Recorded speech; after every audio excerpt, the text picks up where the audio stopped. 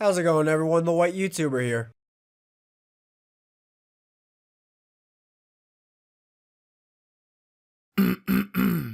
Oh, hey, what's up, Baring? Hope you're having a good day, my man. Who the fuck are you? Oh, I'm the white YouTuber. We were supposed to do a collab together. The fuck is a collab? Oh, wait, you mean collab. Why did you say collab and not collab? Or do you prefer collaborating with people in collaboration videos? And I've got no idea what you're talking about. You never asked me to do a fucking collab. I asked in February to do a collab? Collab. But now we're finally doing it. I'm really happy about that. Well, I'm sorry to disappoint you, but I don't do collabs with Baring clones. What? A clone? Yes, yet another Baring clone. Baring clones everywhere. Bro, I'm not a clone of you, Baring. My style's totally different. Sentient being in sitting position? Bruh, nobody's buying your shit, okay? What do you even do on YouTube? You know, apart from being a total faggot. Wait, not that I'm a total faggot.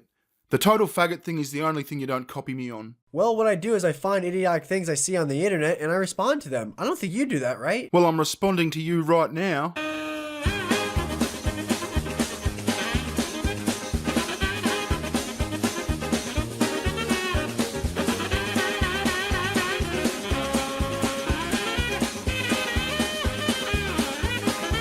I should have brought that back on a stronger joke. That was fucking poxy. You're still a Baring clone, white faggot. Aw, bro, I'm not a clone. We don't even use the same imagery. That doesn't make sense. I wasn't accusing you of using the exact same imagery, like as in using my exact avatar. When someone calls you a clone on YouTube, they mean you copied them by wearing similar clothes or something.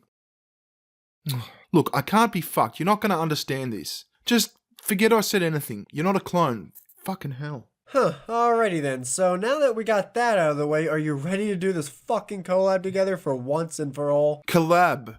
And I don't think you needed that for at the start of for once and for all. I think you've combined the phrase for once with the phrase once and for all. So you could either have said, are you ready to do this fucking collab for once? Or, are you ready to do this collab once and for all? And it's collab.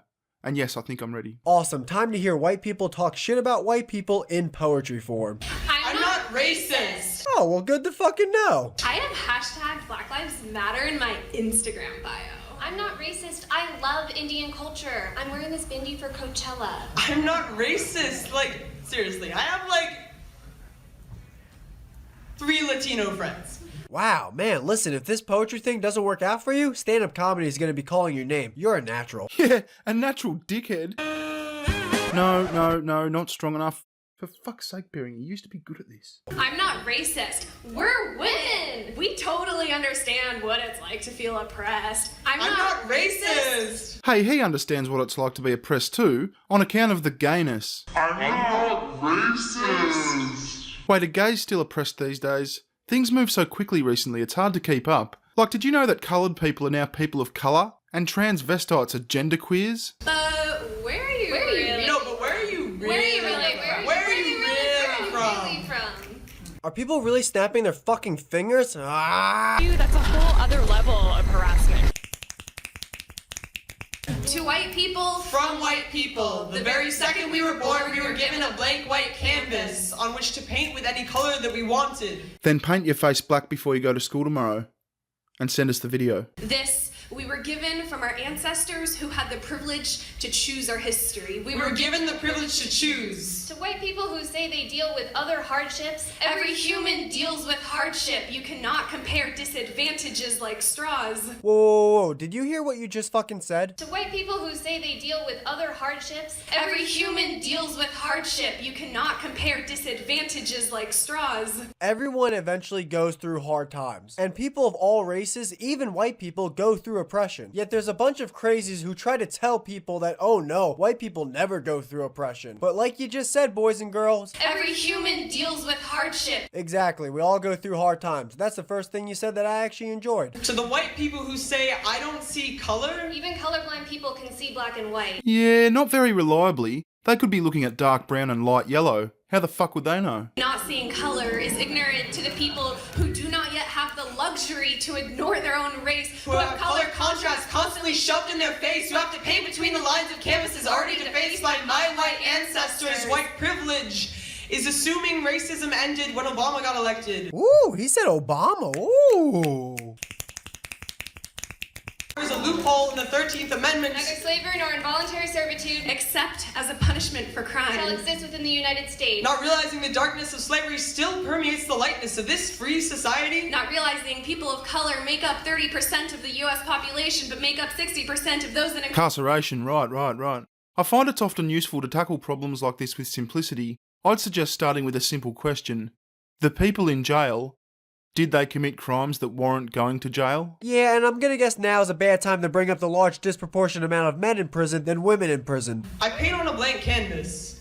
Airport security assumed that it was my belt that set off the metal detector. Yeah, I'd have thought they'd assume that for most people. I mean, there can't be too many people dumb enough to walk through airport security with a gun on them.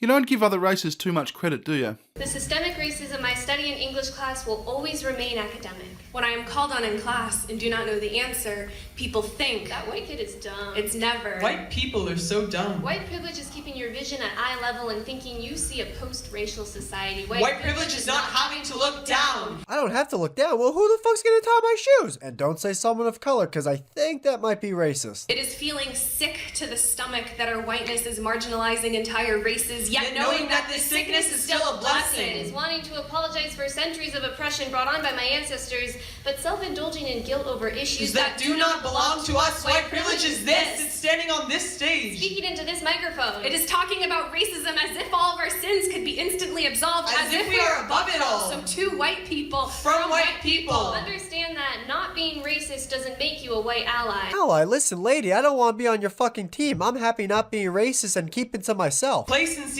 is easy in a world designed for our benefit. Your ancestors gave you better microphones. The world gave you better microphones, so use them. Let me just fucking tweak the fucking China. Let me just. All right, there we go. Like this? Do you want me to use? Wait, was that too like this? Do you want me to use my? Oh my god! How the fuck do you want me to use my microphone? That's one of those stupid analogies that doesn't really work on any level. In the literal sense, microphones are a fairly new technology, and nobody was handing down Blue Yetis in my family. And in the figurative sense, it was our ancestors that first grappled with the notion of free expression for all, striving to amplify everyone's voice equally. Maybe I'm being naive, but I just don't see how these white kids have a better microphone than the black kid or the Asian kid that lives down the street. Unless, of course, they've actually got like a better microphone, but like they bought that at a store, they didn't fucking get it passed down to them. Before you speak, Take a step back. And learn how to listen.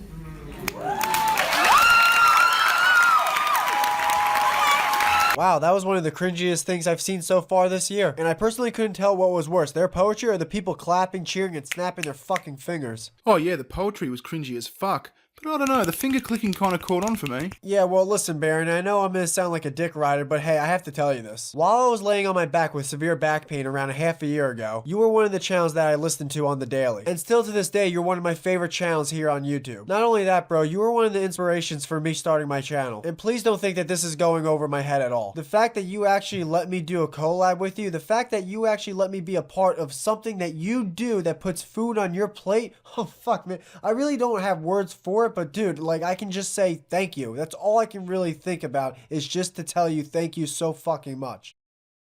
Dick rider. Nah, you're welcome, mate. Thanks for your efforts. This video's been really fun. You're also one of the main reasons on why my channel has grown to where it is today. Hopefully it can grow enough where I can actually make a career with the videos I make. That would, well, that would literally be a dream come true. And with all that being said, I just have to say thanks so much, Baron. Thanks for all the people who decided to watch this video. Later, bye. White YouTuber, out. I didn't cut in halfway through the word out just then. That's honestly how he sent it to me. What a fucking retard. He's a funny retard though. Go and say hello at his channel that I've linked in the description and tell him he's a fucking retard. Cheerio.